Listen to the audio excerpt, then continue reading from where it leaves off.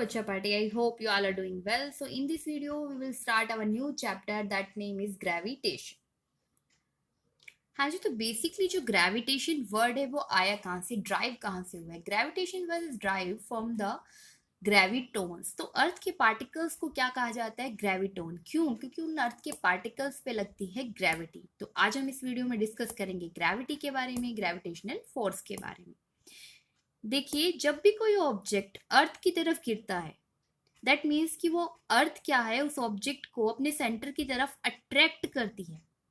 कोई फोर्स है अर्थ पे, ठीक है, जो उस ऑब्जेक्ट को अपनी तरफ खींच रहा है, उस फोर्स को बोलते हैं बेटा हम ग्रेविटी। ठीक है। Newton found that it is not only the earth which attracts the other object, but every object in the universe attracts every other object.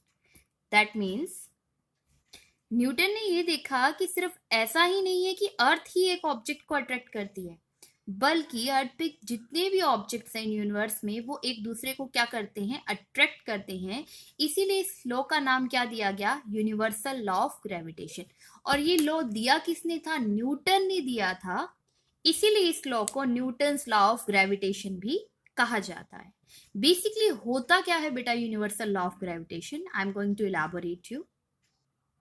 हाँ जी, देखिए हमने यहाँ पे दो ऑब्जेक्ट्स कंसीडर किए हैं, जो दो मासेस हैं m1 और m2।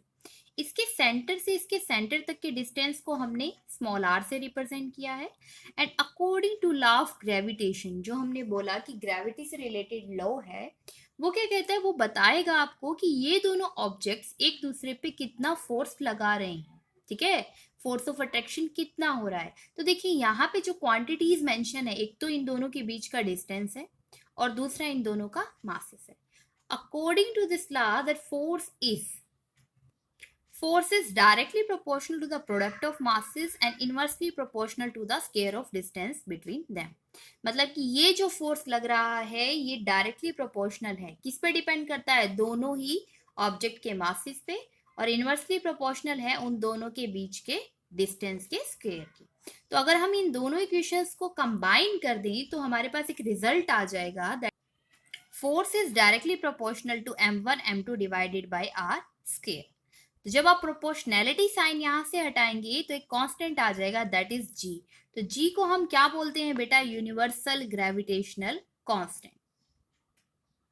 और यूनिवर्सल ग्रेविटेशनल कांस्टेंट की वैल्यू होती है 6.7 into 10 raise to the power -11 newton metre square per kilogram square. तो बेसिकली जो इक्वेशन 3 है वो आपको क्या बता रही है? ये जो इक्वेशन 3 है वो आपको बताती है कि कितने मैग्नीट्यूड का फोर्स दो इंटरेक्टिंग बॉडीज में लग रहा है, जिनका मास m1 m2 है और डिस्टेंस कितना है उनके बीच का?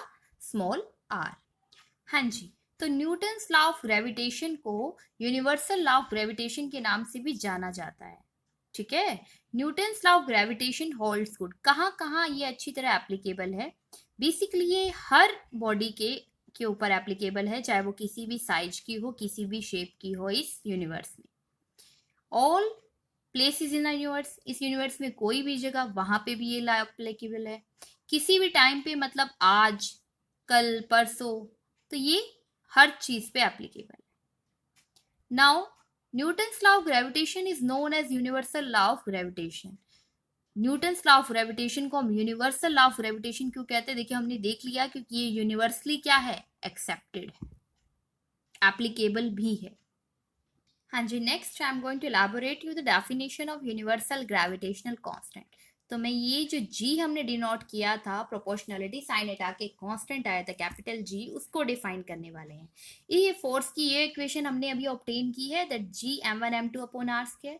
तो यहाँ से अगर हम ये कैपिटल G निकालें तो इसकी वैल्यू किसके इक्वल हो जाएगी? f r square divided bye m1 m2। और अगर हम इस इक्वेशन में m1 m2 को यूनिट कर दें, मतलब 1 यूनिट ले लें, डिस्टेंस को भी 1 यूनिट ले लें, एंड फोर्स आपका क्या है? तो अगर आप देखेंगे आपका फोर्स किसके इक्वल हो जाएगा? g के इक्वल हो जाएगा। Thus universal gravitational constant is defined as a force of attraction between two bodies. क्योंकि आपने देखा था इसमें हमने किया क्या था?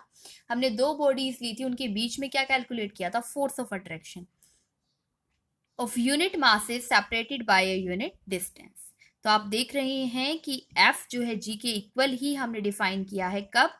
जब वो दोनों यूनिट मासेस हो, जो बॉडीज आपने ली और उनके बीच का डिस्टेंस भी कितना हो, 1 यूनिट हो, सेपरेशन भी कितना हो, यूनिट डिस्टेंस हो। Now I am going to elaborate you the unit of gravitational constant G। तो अगर आप ग्रेविटेशनल कांस्टेंट इस G की वैल्यू को कैलकुलेट करना चाहते हैं बेटा, तो किस तरीके से कैलकुलेट करेंगे? देखिए, सबसे पहले आप फोर्स की इक्वेशन लिख लीजिए, G m1 m2 upon are square. यहाँ से आप G की वैल्यू को निकाल लीजिए। जैसे ही आप G को एक तरफ कैलकुलेट करेंगे, you have the F R square divided by m1 m2। अब आप देखिए कैसे निकालें G की वैल्यू। G किस किस पे डिपेंड कर रहा है? फोर्स पे, distance between the two bodies पे, सेंटर से, m1 और m2 पे। तो फोर्स की यूनिट क्या होती है बेटा? आप देखना है हमें क्या पुट करनी है यहाँ पे। G की यूनिट क्या होगी? Unit of force into unit of distance का square divided by unit of mass into में यूनिट ऑफ मास। हाँ जी बच्चों, पार्टी देखिए, तो हम जानते हैं कि फोर्स की यूनिट क्या है आपकी? न्यूटन। डिस्टेंस की यूनिट है आपकी मीटर। मास की यूनिट क्या होती है आपकी? किलोग्राम। तो जैसे ही आप इसे यहाँ पुट करते हैं, फोर्स की यूनिट आप क्या रख रहे हैं यहाँ पे? न्यूटन।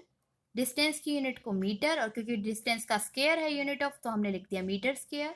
नीचे आपके पास क्या है? मासीज हैं दो, तो किलोग्राम इंटू में किलोग्राम क्या हो जाएगा? KG square. तो आपके पास एसआई यूनिट ऑफ जी आ गई, standard international unit of gravitational constant, which is equal to newton metre square per KG square. और अगर आप इसकी सीजीएस यूनिट जानना चाहते हैं बेटा, तो देखिए सीजीएस यूनिट क्या हो जाएगी? सीजीएस यूनिट ऑफ जी, हम फोर्स को किस में मेजर करते हैं? सीजीएस में डाइन में, मीटर को सेंटीमीटर में, एंड किलोग्राम को ग्राम में। तो आपकी यूनिट हो जाएगी dyne centimetre square per kilogram square. हाँ जी बच्चों party, so now in this video will going to elaborate you some characteristics of gravitational force. देखिए, बेसिकली जो ग्रेविटेशनल फोर्स है वो जो दो बॉडीज के बीच में लग रहा है, हमने जो दो बॉडीज आपको शो की थी, late me show you again.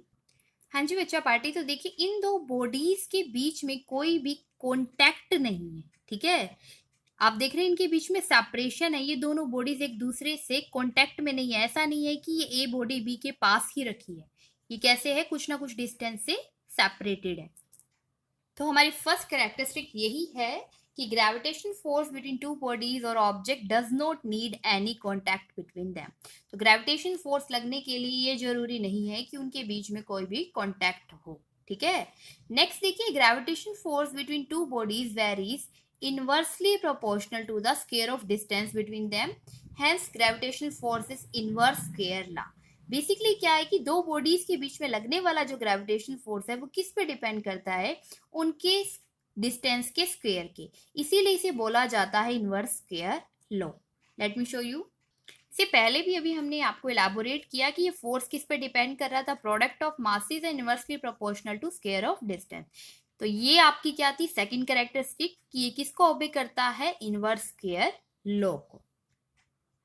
Now the third characteristics of gravitational force, which is represented right here, that gravitational force between two bodies or object form a action reaction pair। action reaction pair का मतलब क्या है कि अगर एक body A दूसरी body B पे force लगा रही है F1, तो सेम B भी A पे फोर्स लगा रही है F2।